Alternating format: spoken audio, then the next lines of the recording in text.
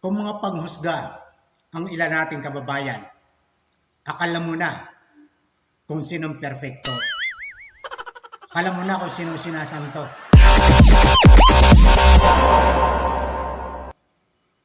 Hindi po pare-pareho ang katayuan natin sa buhay. May kanya-kanya po tayong pinaglalaban sa buhay. May kanya-kanya rin po tayong hangarin sa buhay. May kanya-kanya tayong dignidad. Kaya, just look at your 5 fingers. Hindi po pare-pareho ang katayuan. So, ang masasabi ko lang sa mga against kay Duterte, bakit hindi niyo tingnan ang sarili niyo? May nagawa ba kayo sa lugar niyo? May ambag ba kayo? May naiambag ba kayo sa Pilipinas? Siguro wala rin. Dahil nakaupo lang kayo, niloklok kayo ng taong bayan sa posisyon nyo, masaya na kayo. Ngayon, sa apat na opisyal, ito ba ay karapat-dapat sa kanilang pwesto? Matatandaan natin si John Vic Remulla. Ang kanyang anak ay naihuli sa illegal na droga. So, napalabas nila. Dahil malakas sila, DOJ, si Remulla, at DILG naman, si John Vic Remulla, ay napalabas nila. Kung matatandaan niyo, nahuli ang kanyang anak. So, nagpiyansa yan. Malakas. 1.3 million. So, yan, malakas kasi yan. May pinapanigan kasi. Kaya, pag nakaupo ka, malakas ka sa taas, sigurado, may padrino ka. So, yan po mga yan.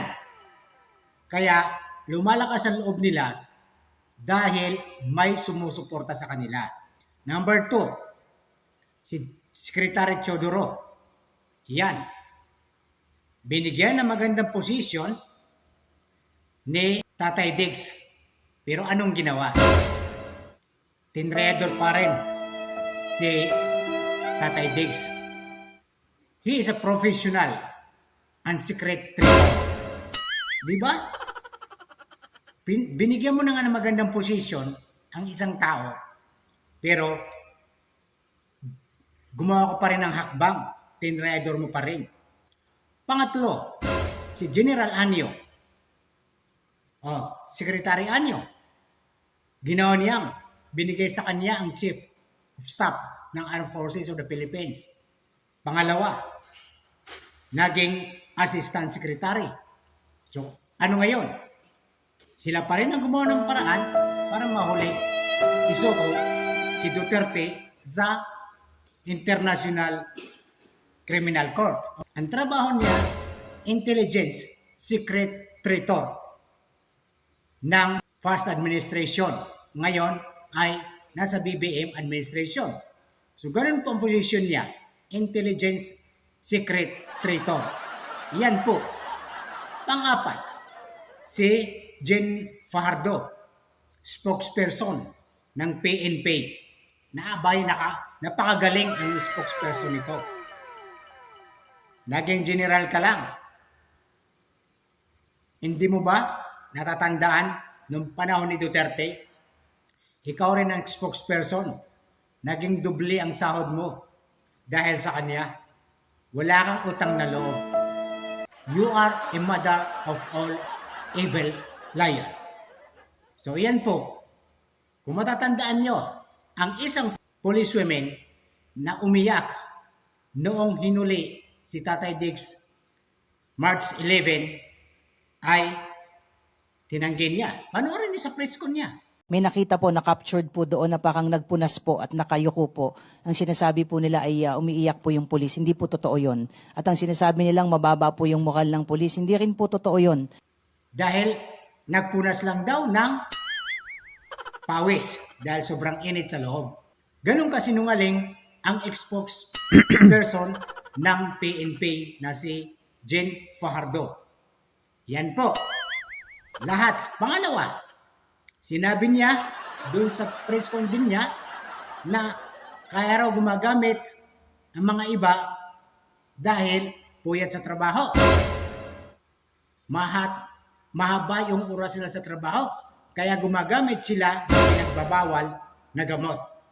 So saan pa ba tayo lulugar? Panalo na sila. Ito lang masasabi ko. Ano ba talaga ang posisyon o trabaho o duties, ang responsibilities ng mga kapulisan? To serve and protect. Ibig sabihin, to serve. I-serve nila, gawin nila yung nararapat ayon sa batas. Pero hindi May pinapaboran sila. Maraming pulis sa atin Maraming nakulong na walang kasalanan dahil lang sa kagawa ng mga pulis. Napakasinungaling ang mga ibang pulis. Ang protect. Piniprotektahan ba mamamayan? Sila mismo ang nanguli ng mga walang kinalaman, mga inosenteng tao dahil nasa posisyon sila. Yan ang kapulisan sa atin. Wala yung to serve and protect dahil sila mismo ang magpapahamag sa taong bayan. Pero hindi ko nilalahat Meron din naman mangilan-ilan. Pero karamihan talaga ng pulis, puro sinungaling. Kagaya lang ni General, spokesperson ng PNP, Jen Fajardo. Napakasinungaling. Ikaw ba naman lumuluha yung isang police women? Dahil siguro, may utang na loob kay Tatay Dix, kaya hindi napigilan ng emosyon, napaluha, so sasabihin mong nagpunas lang ng luha, nagpunas lang ng pawis dahil sobrang init. Oh, come on, ma'am. You are a professional. You are a general. May pinapanigang ka. Napakasinungaling mo. Tamimi ka. Doon sa hearing, binanatan ka ni Bongo. Ito naman si General Torre. Siksikan ng kasinungalingan. Siksikan ng galit kay Tata Dix. Oh, sabihin mo, hilain ko yan. Hihilain ko yan. Oh, come on, sir.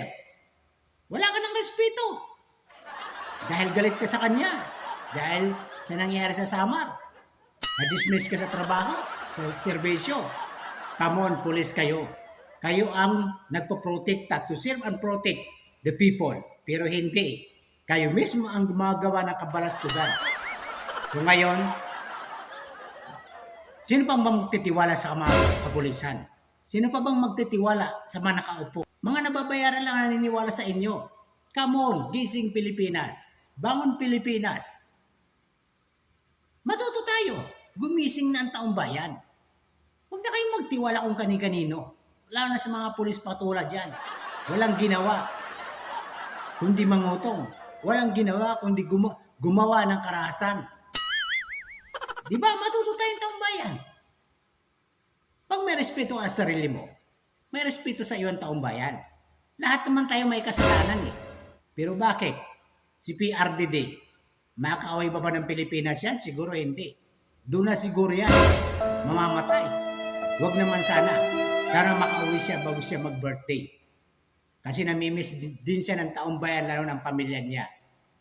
Siya lang ang presidente na binigay sa ibang lahi, nakulong sa ibang bansa dahil sa mga traitor na kasamahan niya na sakim sa kapangyarihan. Ayaw nilang ilabas ang katotohanan. Tinatago nila ang katotohanan. Mga kapulisan, hoy, gumising kayo, mga sir. Dahil kayo po ang pag-asa ng bayan. Kayo po ang nagpaprotekta sa taong bayan. Pero hindi po Kayo mismo ang gumagawa ng kabalastugan, kababalaghan ng mga ibang pulis. Hindi ko nilalahat yan dahil mga ibang pulis ay tapat sa serbisyo. Yun lang po, mga kababayan. God bless Philippines.